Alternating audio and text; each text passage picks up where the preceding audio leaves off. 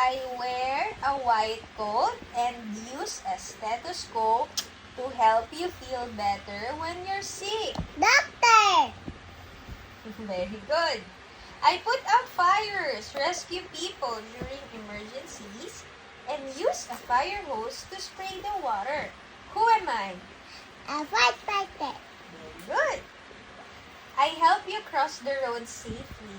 I catch the bad guys and make sure everyone follows the rules. Who am I? Policeman.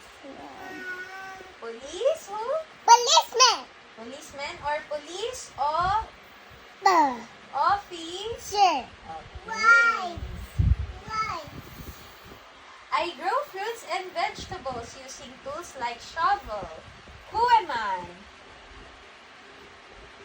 Farmer. Very good. I deliver letters and packages to your home. Who am I? Melker. Very good. It's a mail carrier. I teach you how to read and write. Who am I? I teach you to read and write.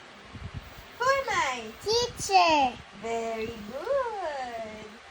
I build houses, bridges, and buildings. Who am I? Builder. Okay, good job. I cook delicious foods for you to eat at the